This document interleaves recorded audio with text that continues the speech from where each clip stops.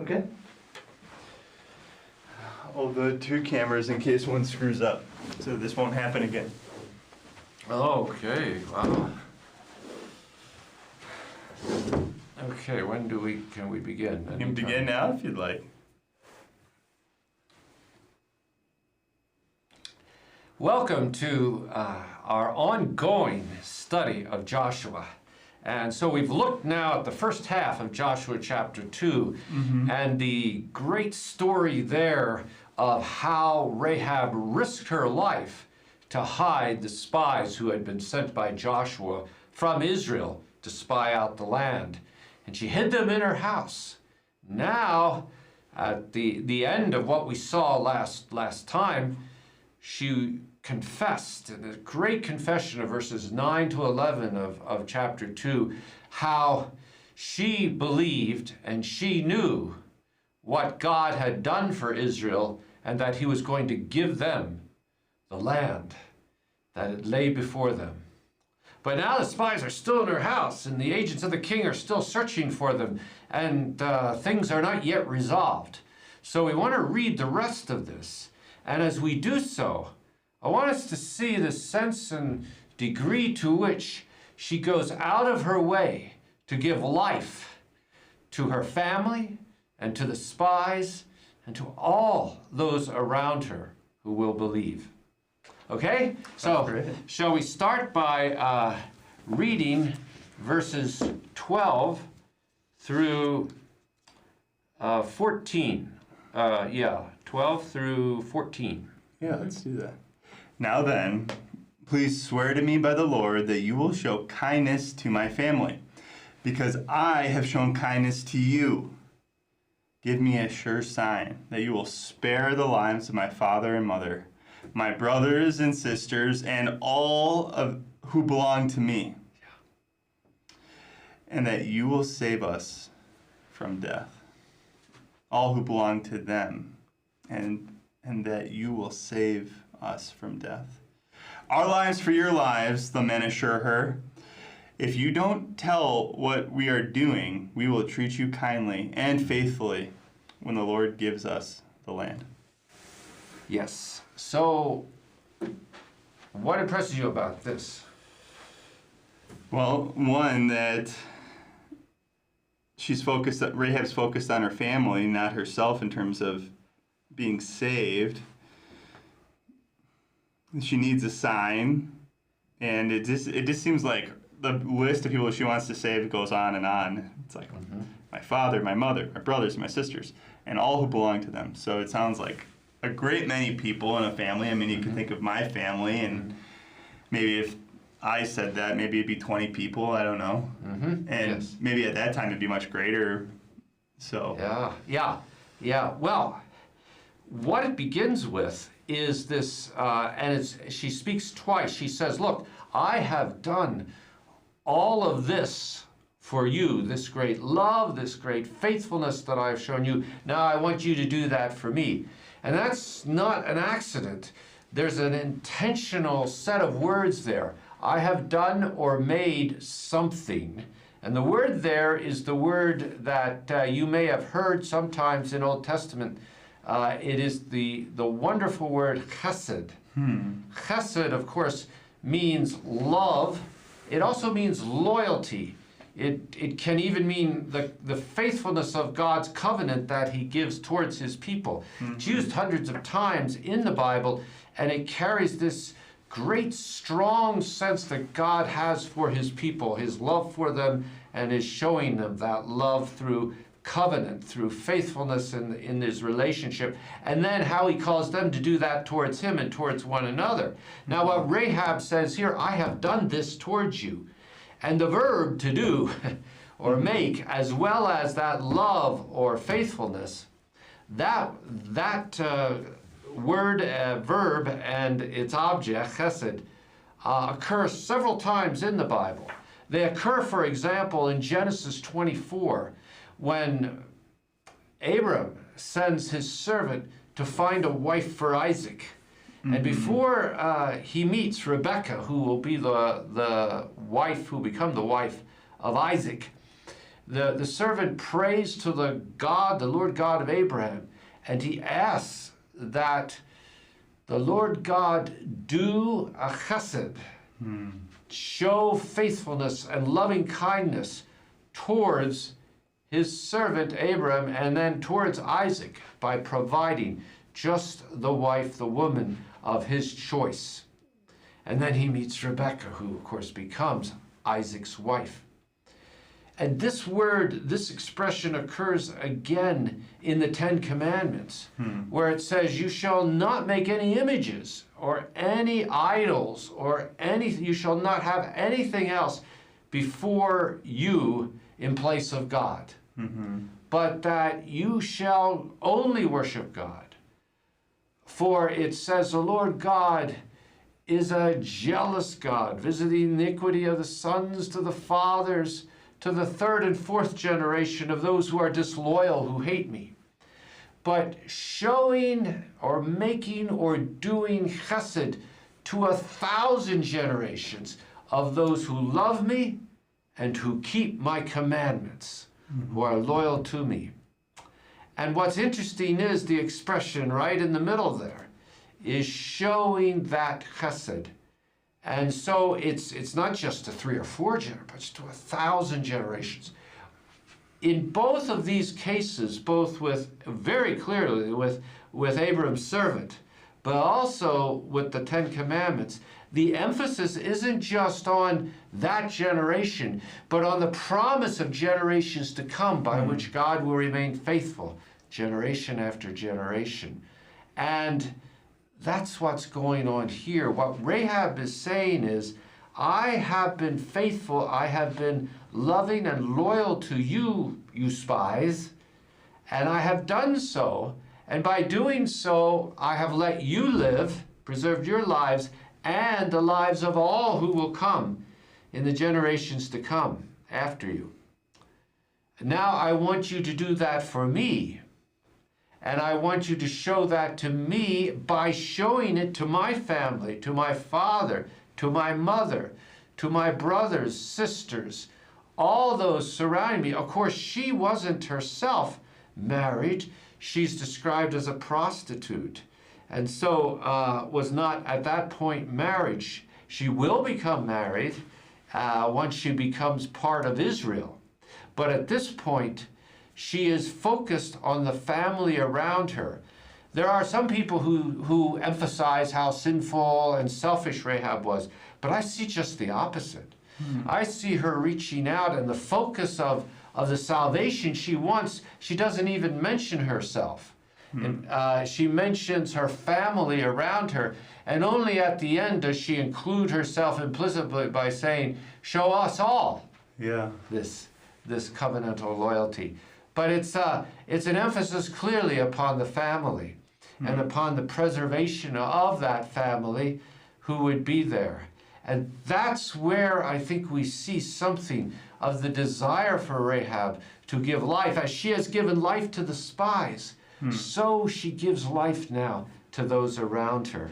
And this is so wonderful because it goes back to the very beginning, the very first chapter of Genesis, where we read how the image of God is upon each one of us, so that we might show life and give life to the world around us that God has created, and then to each other. And that life, the life of God, might be flowing through us by the grace of God, and ultimately, in the New Testament, by the life of Christ who comes. But I have like a twofold question about that, and that's beautiful, how you praise Rahab. I see kind of two approaches to people that are in Rahab's situation. One you already mentioned, she must be very wicked. She was a prostitute, but she got saved by God. She saved herself and her family. Yeah. And then you also have this other wing that would say it's actually because she's a prostitute that she has favor of God. She's been oppressed and things like that. It's not as much a condemnation of maybe what could be wrong with her, or she's had a misplaced identity or bad actions or behaviors. It's more like it's actually because she's a prostitute that she is good, or it's because she's oppressed that she is good. Does that make any sense? How do you deal with people that will...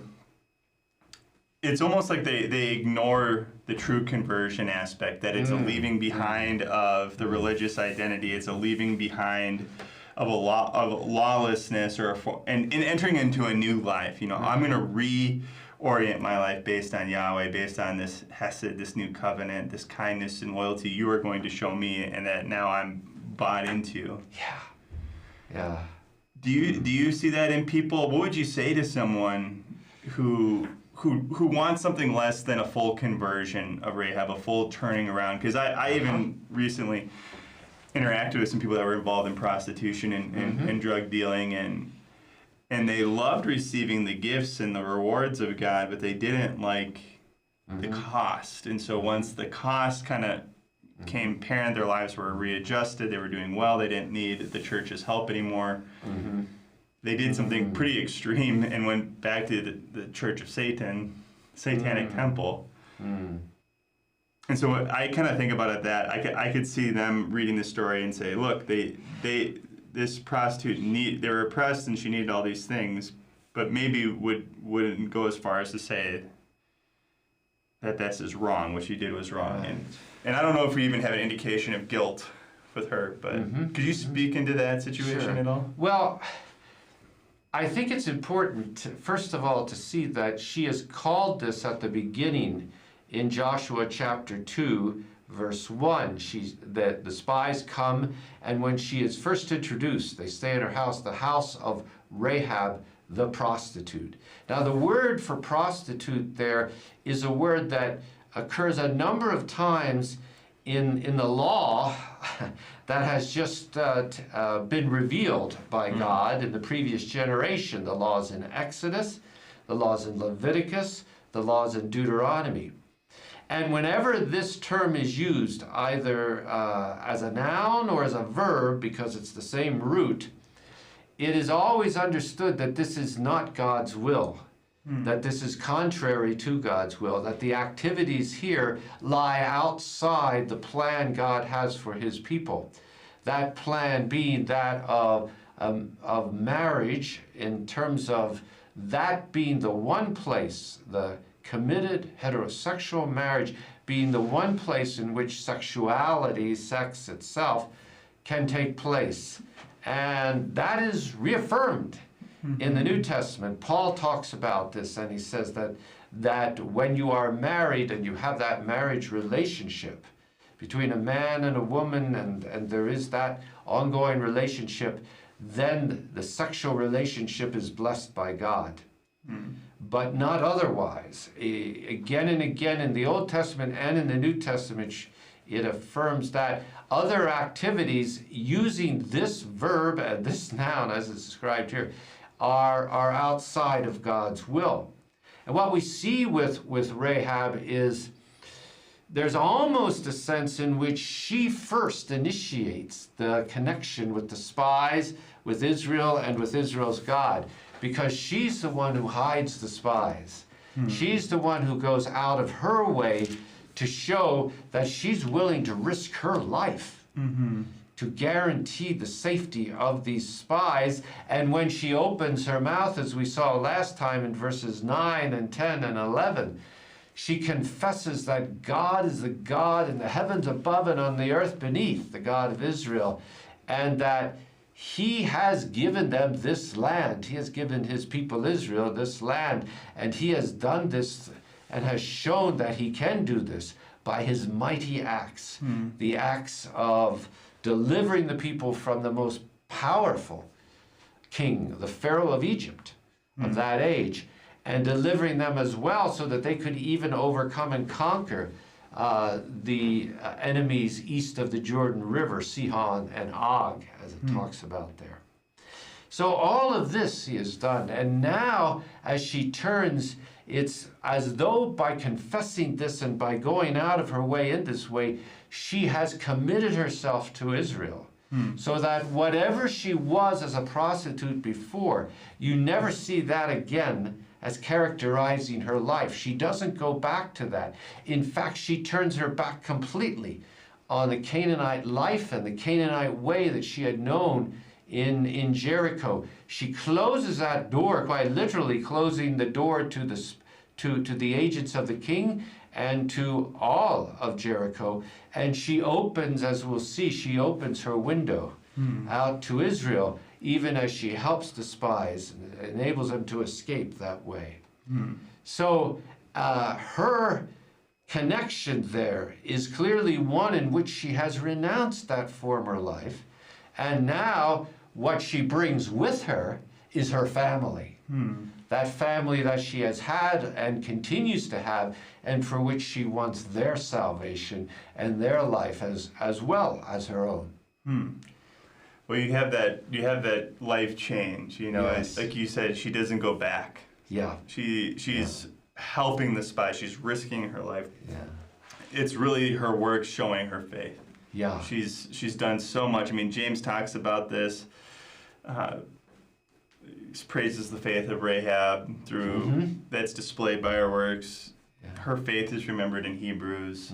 So thank you for clarifying that. I think that's what I love about the story is she is truly changed. Yes, her heart has changed.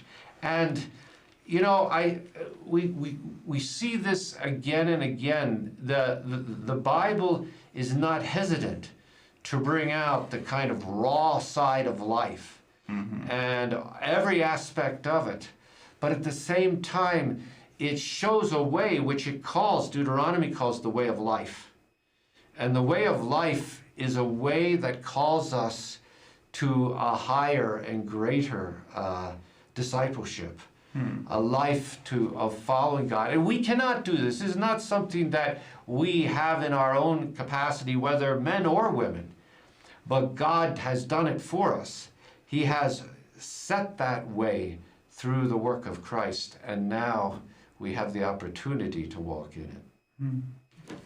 Well, we see all that Rahab has done, and now I'd like us to read, Tyler, if you'd read for us,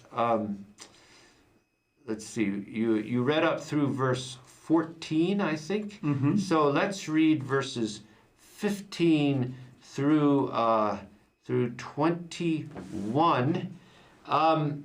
And let me just say that in verse 14, as I'm looking here, I see the spies do respond by saying, "Our lives for your lives, if you will tell no one what we are doing." So this is clearly a condition that she continues to work on their behalf and to preserve their lives, so that they are not caught and turned over to the king of Jericho and themselves are put to death. But now something more will happen, beginning with verse 15. So verses 15 through 21. So she let them down by a rope through the window, for the house she lived in was part of the city wall. She said to them, "Go to the hills so the pursuers will not find you. Hide yourselves there 3 days until they return, and then go on your way." Now the men had said to her, "This oath you made us swear will not be binding on us unless, when we enter the land, you have tied this scarlet cord in the window through which you let us down. And unless you have brought your father and mother, your brothers, and all your family into the house. If any of them go outside your house into the street, their blood will be on their own heads. We will not be responsible. As for those who are in the house with you, their blood will be on our head if a hand is laid on them. But if you tell what we are doing, we will be released from the oath you made us swear." "Agreed," she replied. "Let it be as you say." So she sent them away, and they departed, and she tied the scarlet cord in the window. Okay, so what does this make you think of, or what stands out here? Well, first thing is, so is she allowed to tell her family what they're doing? I guess she'd probably be pretty secret of it. Just, hey, just be here at this time. Yeah. It reminds me, interestingly enough, of the Exodus in some way. Putting maybe blood over the door so that they're passed over, his family's passed over from the destruction about to be brought on AI. I don't know if that's truly an echo, but that's what came to my mind. Yeah, no, I think very much so. In fact, that is the picture here. We see a picture of not blood being put on the doorpost, but the scarlet cord being tied and set there in place so that it would be visible. However this cord was, a big fat cord or something, but it would be visible to those outside, especially the Israelites, that they would know that this was a special place. And then, as you say, that is part of the Passover. Another part of the Passover, of course, is to bring the whole family inside so that when they celebrate the Passover, they sacrifice the lamb, they roast the lamb, they consume or eat the lamb, but the blood of the lamb is placed on the doorposts, just as the red cord here, is placed outside the window. And that becomes the symbol, because that window now is the one thing that's open in this house, and it is connecting her with the Israelites who are outside of the city. So they're outside, she's inside, but the window is connecting them, and there is that scarlet cord. The family will all come together. This is exactly what happens when the Israelites celebrate the Passover. And they will celebrate the Passover, as we can read in chapter 5 of Joshua. They'll cross the Jordan River, they'll celebrate the Passover, then they'll walk around Jericho for 7 days, just as they were commanded to celebrate the Feast of Unleavened Bread for 7 days, and that will correspond. And then at the end of that time, Rahab will join them as the walls fall down, but Rahab and her family remain safe. Now, all of that is part of this further connection between Rahab and the Israelites. And we have here in this story, though, a very interesting kind of little piece of the way in which this narrative is put together. I ask you to start by looking at verse 15. Verse 15. Yes. And she let them down by a cord through the window. So she let them down by a rope through the window. Yeah. And then we have this piece where she interacts with them. It says that her house was on the wall. And we do know from this time that there were walls built with houses actually built into the wall.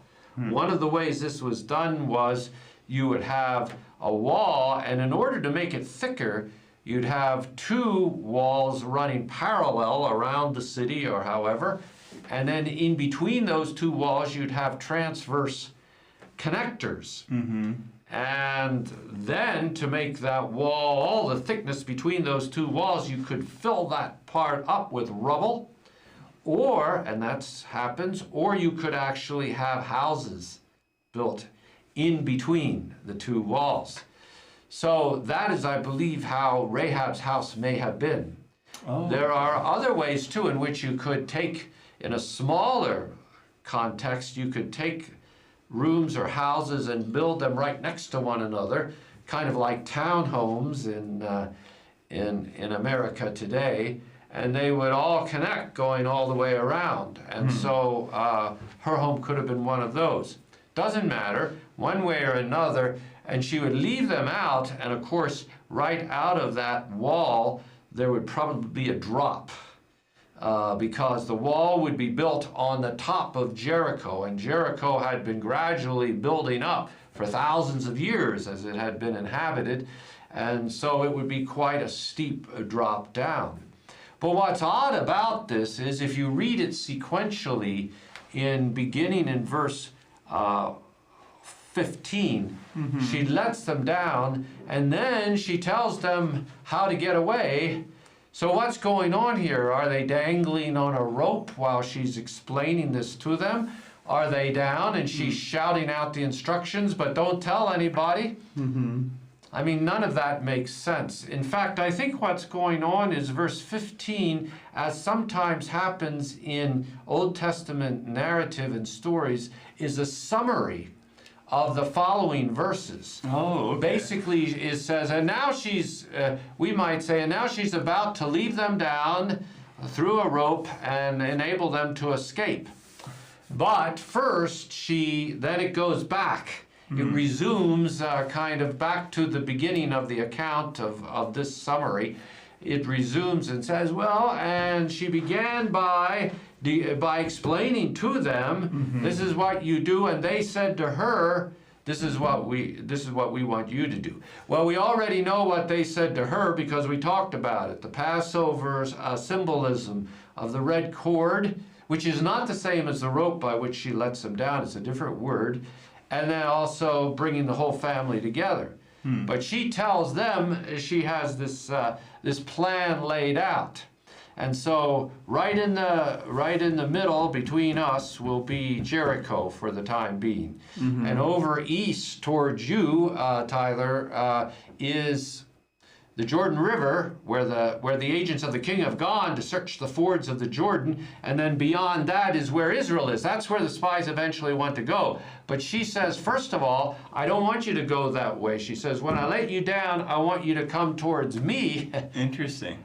I represent the Judean hills that are going very sharply up, and you may be able to see them behind us in the picture that's taken. The photo is being taken from Jericho towards the west, and those Judean hills rise very sharply because Jericho is one of the lowest spots on earth. Interesting. And so she says, you go that way, the opposite of the way the agents of the king have gone. You go that way and hide. And there's 100,000, well, not 100,000, but there's 100 places to hide there. Even if the agents of the king suspected you were there, they would never find you because there are all these nooks and crannies, caves and hiding spots. So you just stay there, relax for several days. She says 3 days. And then on the third day, you cross over. You come back, and make a wide berth around Jericho, of course, and then cross over the fords of the Jordan. And we know that 3 days was the standard amount of time that people who were searching for escaped fugitives or something like this would be expected to invest that time and effort. And if they didn't find them in 3 days, they'd come back. To the north, among the Hittites, we have protocol texts that describe the border guards, if you have fugitives escaping, search for 3 days and then come back. So this is not at all surprising that this is what they would do. You can't search forever, and so they call it off after 3 days. And that's what she knew would happen. And so the Israelite spies are to stay over with me, as it were, in the Judean hills, and then after 3 days, they can safely come back, go around Jericho, and head on across the Jordan River and back to the Israelite camp and their report. And that is what she tells them, and then she lets them down by the rope, and they, well, as we'll see, they go that way. Wow. So it is the perfect plan for getting away, and clearly demonstrates her knowledge of what the agents of the king would do, as well as the best place to hide in the meantime. And so she sends them in that direction. And that is, in fact, the way in which she preserves them alive. Well, that brings us then to verses 22 to 24, and if you want to read those, we can finish this story. When they left, they went into the hills and stayed there 3 days, until the pursuers had searched all along the road and returned without finding them. Then the 2 men started back. They went down out of the hills, forded the river, and came to Joshua, son of Nun, and told him everything that had happened to them. They said to Joshua, "The Lord has surely given the whole land into our hands. all the people are melting in fear because of us. Right. And that is exactly what happened. So we see that Rahab's directions, as they followed them, which the spies did, become a means of their own salvation, as well as a means to report back to Joshua, the commander, just what had happened. And what is it they confess? Do you see that?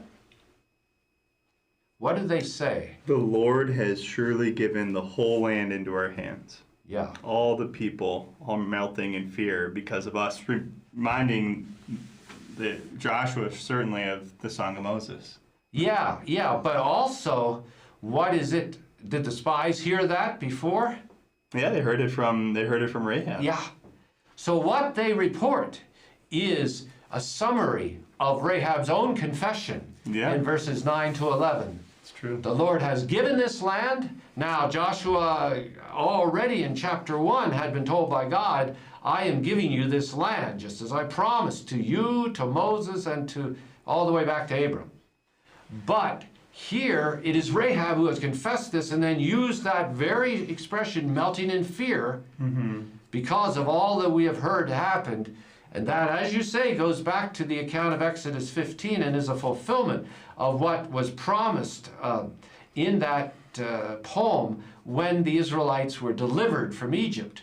But here they have heard it from Rahab. So they are reporting to Joshua all that Rahab has confessed. And in doing that, they are affirming what Rahab believes, which is that God has given this into the hands of Israel. Wow.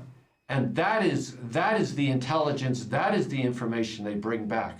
More than any topography of the land or information about where the forces are of the Canaanites, it is the confession that God has given this land. It's very interesting if you go back to Numbers 13 and 14, when Israel first comes to the land in the south at Kadesh Barnea, and there they send spies, the 12 spies, into the land. The 12 spies come back.